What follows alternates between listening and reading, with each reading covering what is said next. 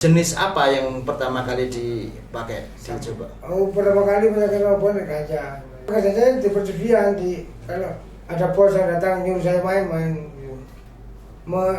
joki. Oh, joki burung. Joki perjudian segalanya. Sampai ada bos yang menjadikan Mas Iwan sebagai Ya, joki. orang Cina-Cina gitu nyuruh. Main ini apa nih? Itu. Terus mau ditangkap selawatan. Iya, apa masalah itu jadi. Padahal bawa narkoba. Iya, bisanya itu ya. Anjingnya keliling tok gini. Tapi motornya motor aku aman ya, alhamdulillah ya. Oh, masih sempat bilang alhamdulillah. Iya.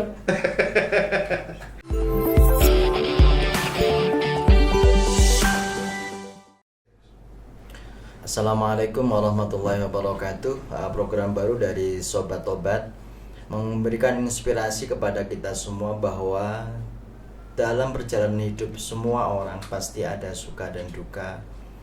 Ada saat dimana kita menjadi orang yang kurang beruntung karena keterbatasan kita, dan ada saatnya Allah memberikan kesempatan kita kembali kepada jalan yang benar.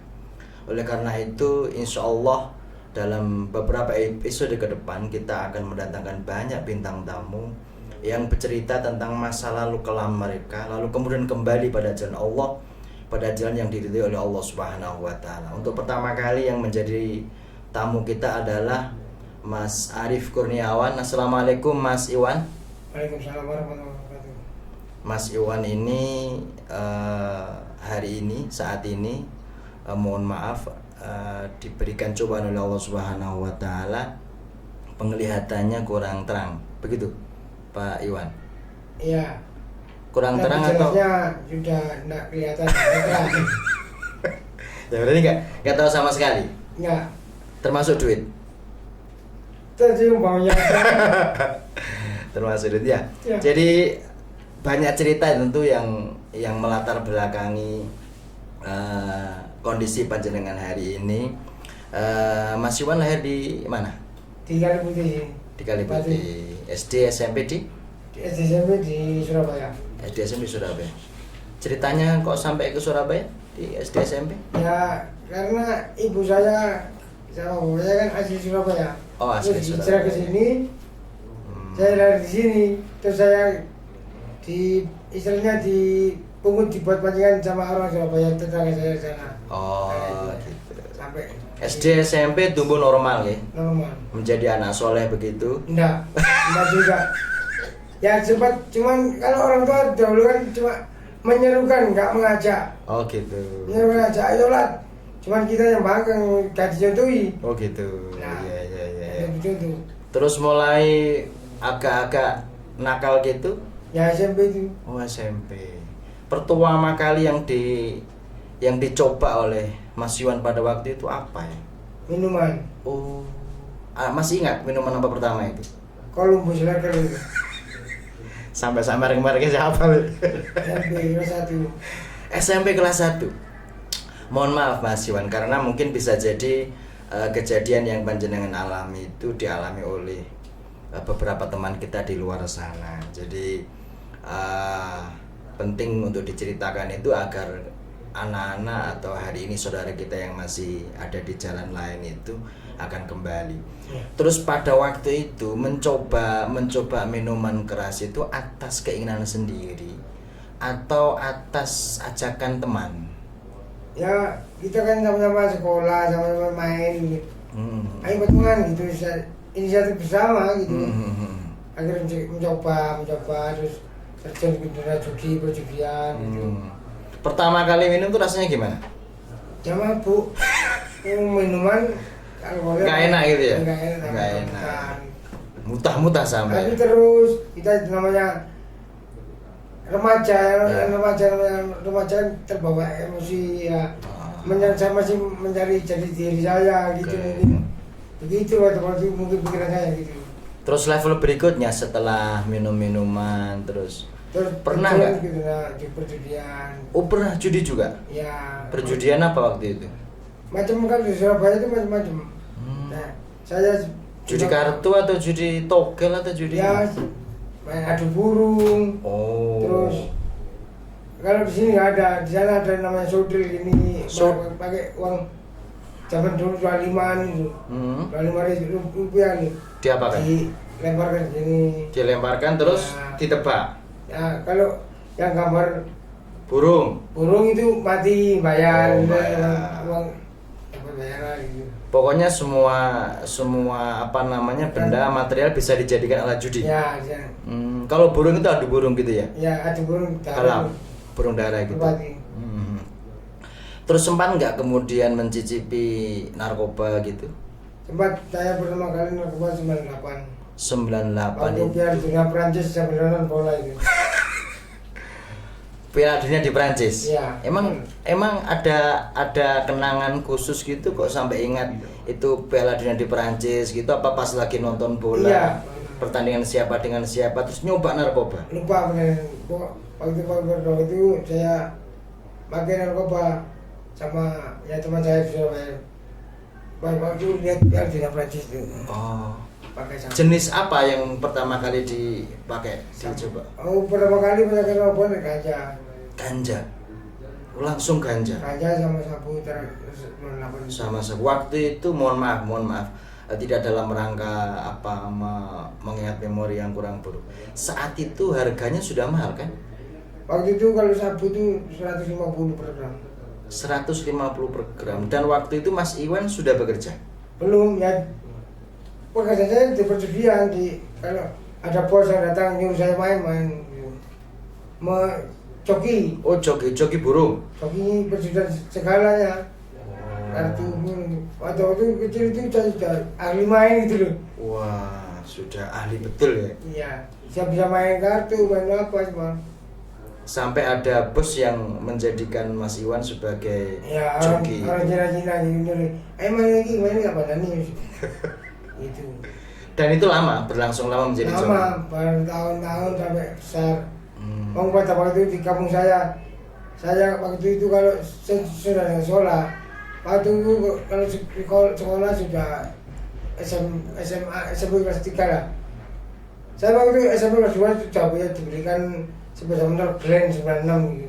Dibelikan oleh Iya, sama bosnya itu. sama bosnya itu. Karena main judi menang dikasih hadiah mau. Bagaimana pola bagi hasil sampai kemudian bos itu menganggap jenengan layak untuk dikontrak sebagai joki begitu? Gimana pola baginya? Ya enggak pola bagi, pokoknya saya menang dikasih komisi gitu. Jadi Nggak misalnya tahu, pada waktu itu menang 12 juta baru. Oke. Dikasih sepeda motor saya dapat 1,5 juta. grand itu. Iya. Terus mulai 98 mengenal narkoba. Itu masih dikonsumsi sendiri begitu? Ya rame-rame sama teman. Sama teman. Artinya belum sampai kepada trading atau jual beli? Belum. Terus pernah nggak terlibat dalam jual beli begitu, Mas? Sering ya. Itu karena jaringan sendiri atau dimanfaatkan oleh jaringan lain, Mas Iwan? Jaringan sendiri. Ya. Bikin sendiri. Enggak, dalam artian saya pula ya saya pulang lagi terus kita disuruh orang ambilkan barang di Jakarta di mana, jadi kurir lah. Oh, menjadi kurir. Kan menjadi kurir itu resikonya juga tinggi. Bayarannya mahal. Ya pada waktu itu ya lumayan lah buat bisa perdagangan lah gitu. Sampai jutaan gitu. Ya.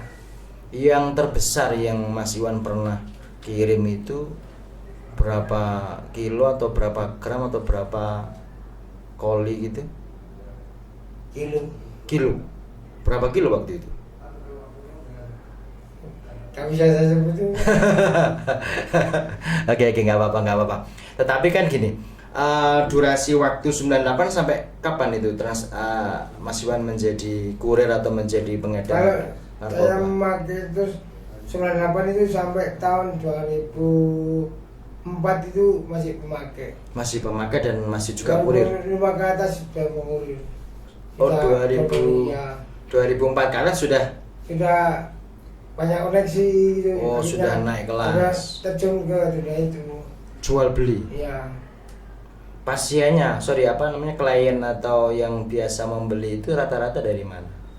Ya teman komunitas dari mulut ke mulut yang mulut. Gitu.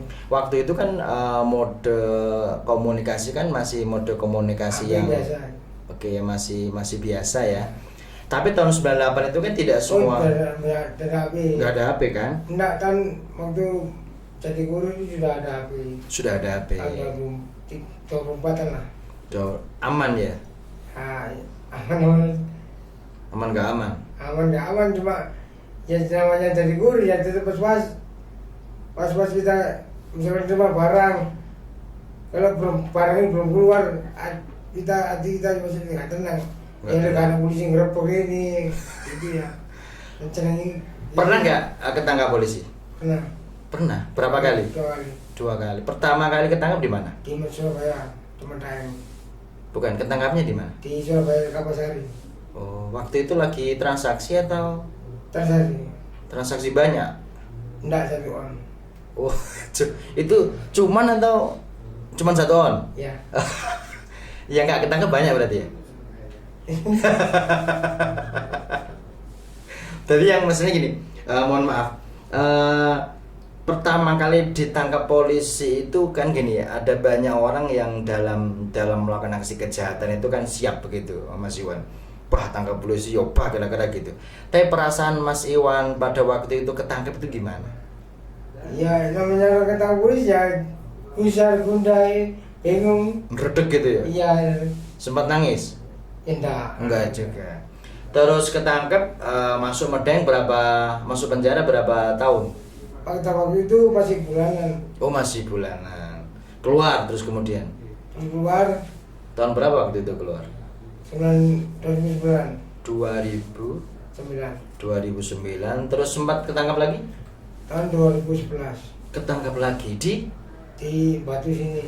Batu. Waktu itu juga dalam konteks transaksi Ya, atau kecokot atau digigit teman saya. dicokot teman sesama profesi begitu. Bawaan saya ya. Oh, dan lainnya Mas Iwan atau yang menjual di level bawah Mas Iwan nyokot kira-kira Ya. gitu. Kena lagi penjara tuh.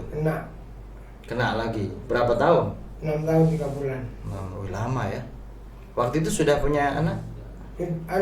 Istri saya mengandung 7 bulan saya ditangkap. Mengandung 7 bulan.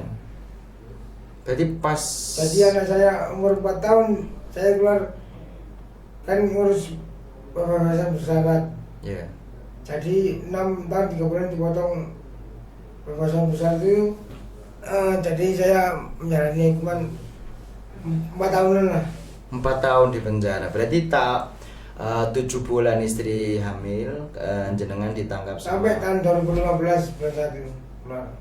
Oke. Perasaan istri apa kira-kira Mas Yono? Ya pecah, Pak. Pecah. Ya nangis toh itu. Di penjara nggak nyesel gitu waktu melihat apa istri dalam kondisi hamil lalu Ya menyesal pada waktu itu saya nggak bisa lihat anak saya, nggak bisa ngatain anak saya. Oke, Mas Iwan, dalam kondisi hidup yang mohon maaf ya, kalau dalam bahasa kasarnya kan nggak baik-baik saja lah ya. Terlibat narkoba, terus kemudian penjualan, bahkan pernah nggak di saat itu sesekali gitu Mas Iwan ingat sholat gitu? Iya Pernah ya. Waktu saya ingat sholat gitu, kalau di Polres itu juga sholat ada sholat jamaah gitu ikut gitu. Cuma sekedar kayak nggak belum pas seperti sekarang. Masih ikut-ikutan. Terus artinya begini, orang itu kan boleh ndablek, boleh nakal, boleh apa, tapi kan ada saat dimana kalau kita mohon maaf nih dengan azan, kalau kita dengar sholawat gitu kan kadang-kadang ada hati bergetar, itu ada ya tetap ya? Tetap ada. Namanya kita manusia pasti ada. Kalau nggak bergetar bukan manusia itu.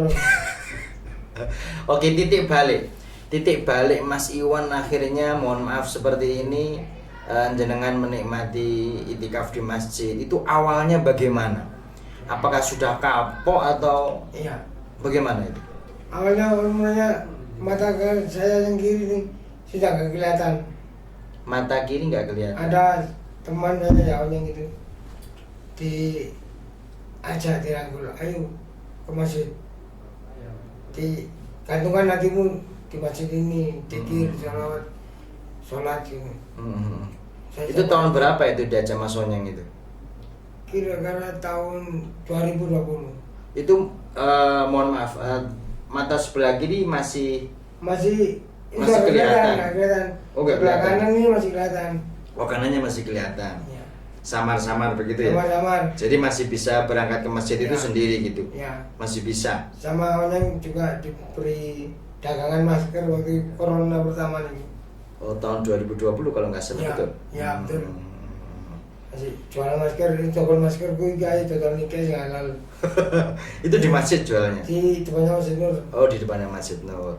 Oke, Mas Iwan, pada waktu pertama kali jenengan diajak Mas Onyeng ke masjid, kan begini nih, setelah lama meninggalkan masjid ya, lama meninggalkan masjid, lama meninggalkan sholat, itu kan perasaan datang ke masjid itu kan tidak mudah ya. Iya.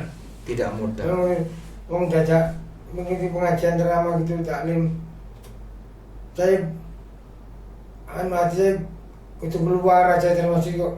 Nggak kerasan gitu. Iya, lama-lama tak paksakan terus akhirnya hidayah itu datang akhirnya saya kerasa. Pernah nggak kepikir bahwa kalau nggak masjid kok aku dinasihati terus yo, atau perasaan kok ceramah ini nyinggung perasaan gitu pernah? Pernah, cuma aku saya tambah suka mendengarkannya, tambah seneng gitu dalam ceramah gitu. Tapi dipaksa terus. Tak paksakan terus berbuat baik ya apa nih. Jadi gini, hidup saya saya bawa kemana kalau saya begini terus kalau masjid. Sekarang sudah nyaman ya di masjid. Sama. Sehari-hari di masjid. Di musola kalau ada yang jemput baru ke Masjid Nur. Gitu ya, di musola dekat rumah. Gitu. Nah, Sudah nggak kepikiran lagi misalnya. sekarang saya bangun subuh nggak tanggung jam 3 bangun sholat. Langsung ke masjid, kalau musola ada gitu. Sekarang mohon maaf, putrinya Mas Iwan yang mohon maaf pada waktu mengandungnya jenengan ditangkap itu sekarang sudah besar. SMP kan saya. Sekarang sudah SMP. Terus apa yang jenengan nasihatkan kepada putri kan? Cuma saya bernasihat kan nggak tinggal serumah sama saya, tinggal sama mamanya, kan kita sudah pisahan. Oh iya, sorry. Gini. Tapi sering ketemu. Iya, telepon. Kalau telepon saya cuma bilang sholat, zikir, sholawat. Di situ toh. Jangan tinggalkan sholat, jangan ngomong waktu itu. Artinya ada kekhawatiran juga dari Iya. Mas Iwan kalau mohon maaf kan hari-hari ini kan mode kejahatan kenakalan remaja kan lebih parah daripada zaman dimana kita tumbuh, Mas Iwan. Sempat khawatir nggak? Sempat khawatir ya. Sempat meniru saya gitu, Gus. Siapa? Takut meniru saya, anak saya. Tapi kan enggak kan? Ya enggak. Tapi ada kekhawatiran. Ada. Sempat ada tempo hari juga. Ya, aku dirawas gunung apa kan gelut, lah itu kan nurut sampean bilang gitu. Aku gak tahu apa cerita kan. Perempuan gelut. Perempuan saya apa? Pas mendapatkan cerita dari anak kalau dia terlibat kejahatan, lalu kemudian mohon maaf bukan kenakalan ya, bukan kejahatan ya, terus kemudian dia bilang niru bapak, itu rasanya ya apa, Mas? Anti tertap pun. Teratap pun ya. Ya sama yang jangan ya kini bisa berdoa. Jadi kan anak saya soleh ya Allah ini sih. Iya. Terus bapak ibu masih ada sekarang? Dan Udah nggak ada. Nggak adanya waktu Mas Iwan sudah soleh begini atau? oh belum, masih meledak, masih mursal. Masih mursal dulu. Nggak adanya wafatnya tahun berapa, bapak ibu? 2004. Ibu tahun 2004. Kalau bapak masih bayi. Begitu. Berarti ibu itu sempat melihat atau merasakan waktu Mas Iwan masih masih kurang teratur gitu ya. Pernah nggak pada waktu rentang tahun 98 sampai tahun 2004 itu ditangisi ibu gitu? Ya pernah. Bilang kau ini kok jangan nakal gitu dong. Gitu. Pernah ibu itu sampai menangis untuk meminta Mas Iwan untuk tobat atau berhenti begitu? Ya pernah, jangan nakal pokoknya. Pas waktu itu aku mabuk. Ya, ceritanya gimana ceritanya? Ya saya pulang mabuk. Gitu namanya orang tua dalam mabuk ya nangis. Kok nih cuma cuma mabuk. Gitu. Tapi tetap mabuk lagi? Iya. Dan kalau ingat begitu itu rasanya ya apa Mas Iwan? Saya ingat diriku seperti anak durhaka gitu Mas. Ketun gitu, menyesal. Menyesal sekali. Gak ketemuan orang tua menyesal. Terus aktivitas harian sekarang, Mas Iwan sudah menikah lagi kabarnya? Iya. Alhamdulillah. Si Pak Rabi kan si boys. Berkat Quran Braille, Barokai. Berkat Barokah Quran Braille. Oh, berarti sekarang Ngaji Quran Braille saya. Braille, ya huruf Braille itu ya. Bisa iya kan Braille. Berarti sekarang sudah apa namanya sudah belajar Al-Quran rutin begitu? Iya, sabar Bu. Menikah dengan istri yang sekarang sudah berapa bulan? 1 bulan ini lebih. 1 bulan. Mohon maaf, istri sama tunanetra. Teman ngaji. Teman ngaji, tapi asli. Asli enggak tahun 2013. Kenapa? Gak tahu, katanya gimana ya? Katanya habis ngipi dipanggil sama orang perempuan yang payudaran segini. Terus besoknya nggak kelihatan. Oke. Tapi apa namanya cerita kenalnya dengan istri yang hari ini itu sama-sama belajar Al-Quran atau karena forum lain? Karena sama-sama belajar Al-Quran, kita berapa ketemu gitu. Sudah berapa ketemu? Akhirnya ya gitu kan. Gurunya juga tunanetra juga. Ustaz Irul. Lamongan. Tunanetra juga. Tunanetra juga. Iya, tunanetra. Sudah berapa surat yang sekarang dipelajari Mas 21 surat. 21. Hafal 21 surat. Jenengan? Iya. Yang paling fasih surat apa yang sudah hafal? Wadduha. Oh, Wadduha sudah hafal. Salah sudah hafal. Aziyat ini. Sudah hafal semua. Alhamdulillah. Mas Iwan, tentu cerita kelamnya panjenengan akan menjadi inspirasi sobat-sobat dimanapun berada, karena kan banyak loh teman kita Mas Iwan yang sebetulnya juga kepingin kembali, betul atau tidak? Iya, betul. Kepingin kembali, tetapi kan saya coba niru seperti perjalanan hidup saya yang buat adik-adik yang ABG gitu. Pertama emosinya emosi remaja dikontrol lah. Gitu ya. Sampai terjun ke dunia gitu. Seberapa bahaya yang jenengan rasakan hari ini, bahaya narkoba, bahaya miras, bahaya pergaulan bebas itu mengancam anak-anak kita Mas Iwan? Kalau ditanya seberapa bahaya ya bahaya cukup besar ya? Namanya iya. Dibanding dengan jenengan dulu waktu masih remaja? Cukup besar sampai sekarang. Bahaya sekarang. Iya. Kalau dulu makin narkoba mungkin kalangan orang menengah ke atas. Iya. Kalau saya kan kadang ada yang bosnya, ada itu.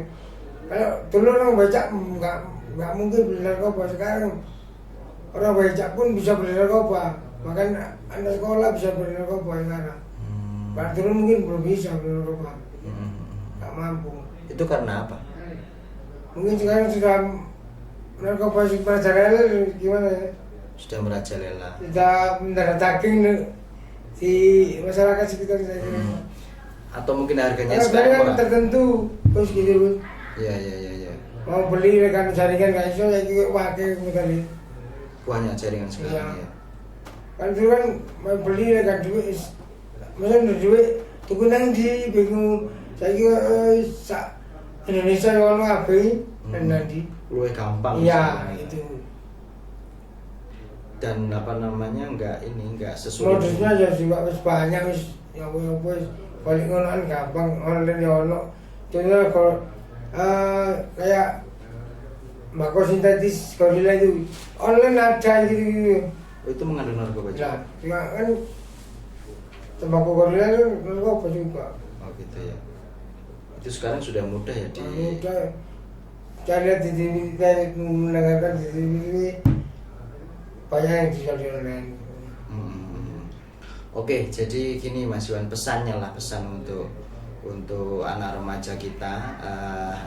Ini kan momen bagus ya, momen dimana kita memasuki bulan Ramadan, saat semua orang itu kepingin baik ya, semua orang kepingin baik, semua orang kepingin menjadi orang yang mutakin, dalam bahasa Arab itu menjadi orang yang bertakwa karena momen-momen Ramadan. Pesan jenengan lah yang pengalamannya panjang itu, pernah ketangkap polisi, pernah meninggalkan keluarga dalam kondisi hamil, mohon maaf istri hamil terus ditinggal di penjara, lahirnya anak nggak tahu, itu kan momen-momen dimana sangat tidak menyenangkan lah, sangat tidak menyenangkan. Atau dalam bahasa sadar gitu lah, iso saja nih nggak terjadi kan, tapi nyatanya terjadi. Nggak kepingin semua orang itu. Semua terjadi kan. Terus mungkin ada pesannya Mas Iwan kepada teman-teman kita yang remaja gitu, kira-kira apa ya agar mereka lebih berhati-hati gitu? Ya buat adik-adik teman remaja, ya dipertebal imannya aja. Dipertebal imannya gitu ya. Menentukan diri kepada Sang Pencipta gitu aja. Oke. Dulu gini. 5 waktu jangan tinggalkan Mas Tius. Oke, 5 waktu jangan ditinggalkan, terus jaga diri gitu ya. Sedikit Mas Iwan, bisa jadi itu perasaan jenengan yang terdalam lah. Dulu ketika Mas Iwan terlibat dalam peredaran narkoba kurir dengan jumlah yang cukup besar, karena saya mendapat data jenengan pernah terlibat pengiriman pengiriman narkoba dalam jumlah besar di Jakarta, dan nyaris ketangkep. Iya. Betul ya. Tapi mau ditangkap selawatan terus ya. Coba iya bisanya gitu. Itu sudah mau ditangkap kan? Nah, bukan ditangkap, ada operasi. Dikepung. Dikepung operasi. Waktu itu kita di mobil itu banyak anjing kau 9 sama polisi. Kalau bisa sama siang saya dari Polda Metro Jaya ini. Iya. Yang ngantar kan saya jual gitu. Oknum ya. Waktu itu bawa barang kan? Banyak di misal dari sini langsung sini banyak. Terus mau ditangkap selawatan. Iya, apa masalah itu jadi. Padahal bawa narkoba. Iya, bisanya itu ya. Anjingnya keliling tok gini. Tapi motornya motor aku aman ya, alhamdulillah ya. Oh, masih sempat bilang alhamdulillah. Iya. Jadi alhamdulillah nggak ditangkap ya? Iya. Padahal bawa narkoba. Wah, ditangkap itu saya mungkin hukuman mati seumur hidup waktu itu. Gitu ya, karena jumlahnya yang besar, di atas 10 kilo bisa jadi dihukum mati kan? Artinya kan gini, perasaan jenengan pada waktu itu yang mengirim banyak narkoba dengan imbalan yang mohon maaf mungkin saya rasa juga besar juga. Adakah kedamaian pada waktu itu? Enggak barokah. Enggak barokah. Duit yang jenengan dapat dari bisnis narkoba itu untuk apa? Juga ada upaya-upaya judi gitu, mabuk gitu. Judi, mabuk, main perempuan. Iya, lengkap lah pokoknya. Mau lima lah, mata ini uang tak enggak. Iya. Enggak ada kedamaian begitu pada waktu itu. Sama sekali enggak ada ya. Takut, tak jatuh, kurang terus gitu. Yang enggak ada seperti mengalir. Saya keren ini. Mengalir gitu aja ya. Sekarang nggak dapat barokahnya. Sekarang dapat besok habis begitu. Ya. Cari lagi gitu. Iya. Oke. Terus dibanding hari ini. Hari ini mungkin uang yang dipegang kan tidak sebesar. Enggak sebesar waktu jadi kurir ya. Perasaannya gimana hari ini? Lebih damai dan lebih damai. Buat beli beras itu cukup gini. Kalau yang dulu itu meskipun mau banyak cuma kurang aja. Gitu ya. Kurang aja. Sekarang nyekel 30.000, 50.000 lah kayak awet. Sudah awet ya. Cukup begitu. Enggak ada ngerangsang ya. Enggak kerangsapan lah, enggak kekurangan. Enggak kekurangan. Yes. cukup sekarang ini, merasa cukup begitu Ya. Nyaman kembali kepada jalan Allah Subhanahu wa taala, Ya. nyaman sholat begitu. Aktivitas harian jenengan hari ini kerjanya? Ya ada tunggu nanti micet ini.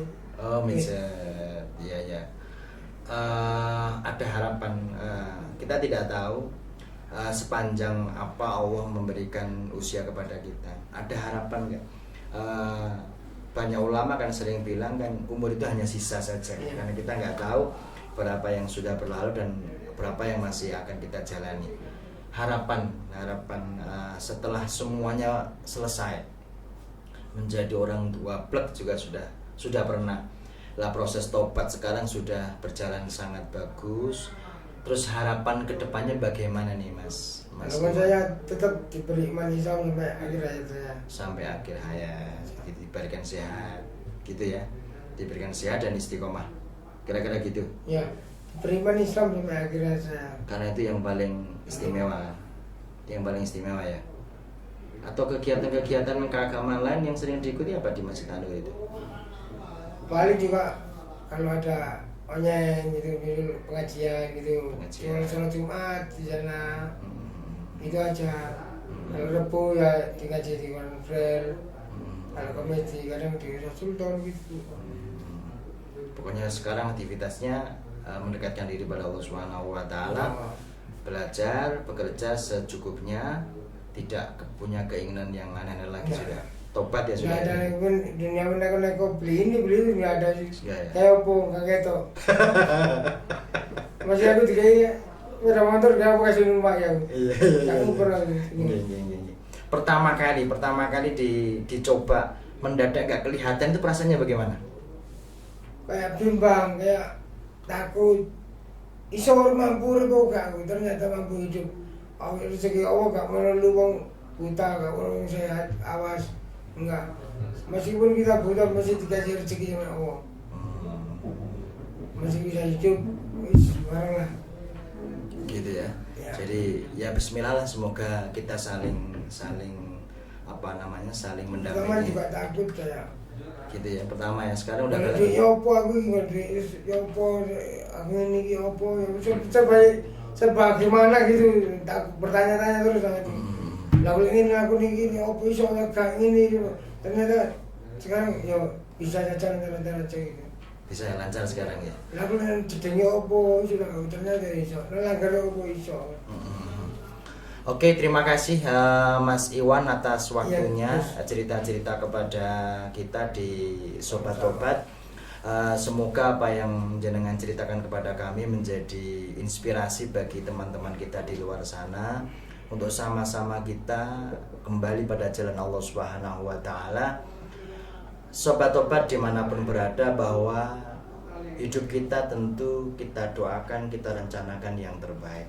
Tetapi fase-fase kehidupan yang kita jalani ada kalanya memaksa kita berada di jalur yang mohon maaf kurang tepat.